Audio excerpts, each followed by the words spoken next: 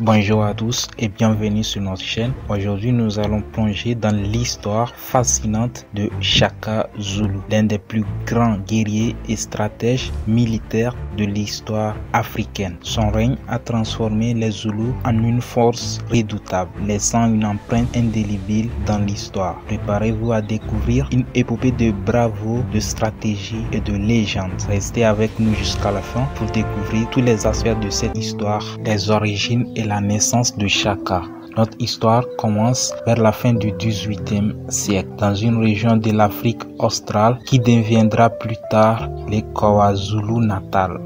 Shaka est né en 1787, fils de Sanza Gakona, un chef mineur des Zoulous, et de Nandi, une femme d'une haute tribu. Leur union n'était pas approuvée et Shaka et sa mère furent rejetés et ostracisés.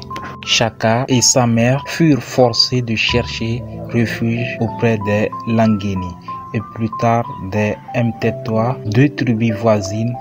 Ces premières années difficiles forgèrent le caractère de Shaka, lui inculquant une résilience et une détermination qui allaient marquer son destin. Il a appris à survivre dans un environnement hostile, développant des compétences en tant que guerrier dès son plus jeune âge. L'ascension de Shaka. Shaka grandit parmi les Mtetwa sous la protection du roi Dengiswayo, un chef visionnaire et un excellent stratège militaire. Sous la tutelle de Dengiswayo, Shaka apprit les techniques de guerre, développa son propre style de combat.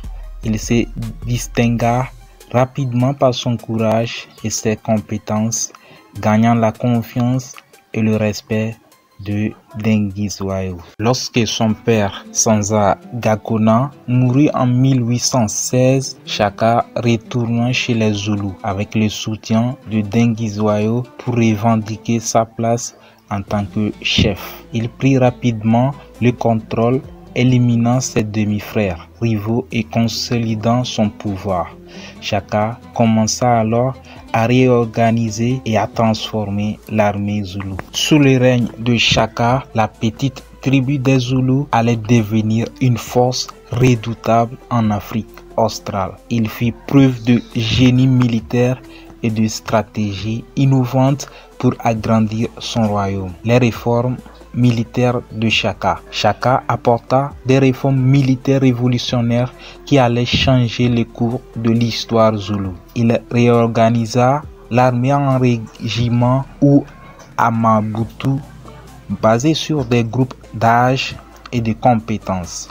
Il introduisit également de nouvelles armes, notamment l'Ikloa, une lance courte à large lame, conçue pour le combat rapproché. Cette arme remplaça les lances plus longues utilisées pour lancer à distance. Shaka introduisit également de nouvelles tactiques de combat, telles que la célèbre formation en cornes de taureau, où les régiments attaquaient en 3 phases: les cornes, le torse et les réserves. Cette formation permettait d'encercler et de détruire l'ennemi de manière efficace. Outre les réformes des armes et des formations, Shaka imposa une discipline rigoureuse à ses guerriers. L'entraînement était intensif et les soldats devaient faire preuve d'endurance et de bravoure. La fuite ou la défaite était punie sévèrement, souvent par la mort. Cette discipline de fer assurait une armée déterminée et impitoyable. Les conquêtes de Shaka. Avec ses réformes militaires en place, Shaka lança une série de conquêtes pour étendre son royaume. Il attaqua et subjuga les tribus voisines, incorporant leurs guerriers dans son armée et unifiant la région sous son contrôle. Son empire s'étendit rapidement, faisant des Zoulous la force dominante de l'Afrique australe. L'une des premières grandes victoires de Shaka fut contre les Ndwandwe, une tribu puissante qui menaçait les Zoulous. Grâce à ses tactiques supérieures et à la bravoure de ses guerriers, Chaka réussit à infliger une défaite écrasante aux Ndwandwe, consolidant ainsi son pouvoir. Chaka n'était pas seulement un guerrier, mais aussi un stratège politique astucieux. Il établit des alliances avec certaines tribus et utilisa la diplomatie pour consolider son pouvoir. Il encouragea également le développement économique et culturel, renforçant l'unité et la prospérité de son empire. Sous le règne de Chaka, le royaume Zoulou devint une société prospère et unifiée.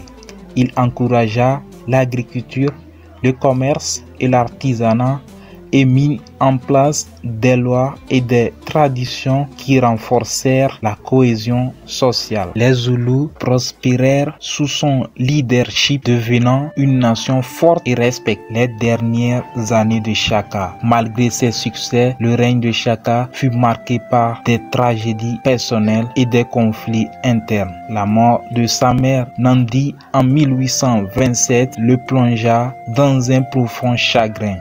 Il ordonna un deuil national de plusieurs mois, imposant des restrictions strictes à son peuple. La paranoïa de Chaka et sa méfiance croissante envers ses proches conduisirent à une série d'exécutions et de purges. Cette atmosphère de terreur et d'instabilité affaiblit son empire.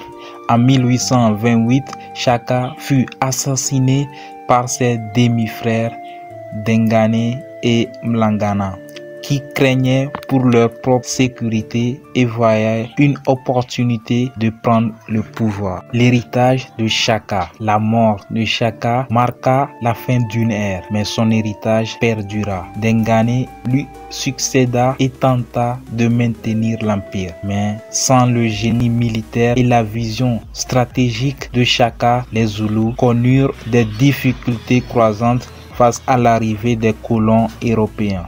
Cependant, les réformes militaires et les traditions établies par Chaka continuèrent d'influencer les Zoulous pendant des générations. Chaka Zoulou reste une figure emblématique de l'histoire africaine, symbole de bravoure, de stratégie et de leadership. Son histoire est un témoignage de la capacité d'un individu à transformer une société et à laisser une empreinte indélébile sur l'histoire. Aujourd'hui encore, son nom invoque respect et admiration, et son héritage est célébré dans la culture zoulou et au-delà.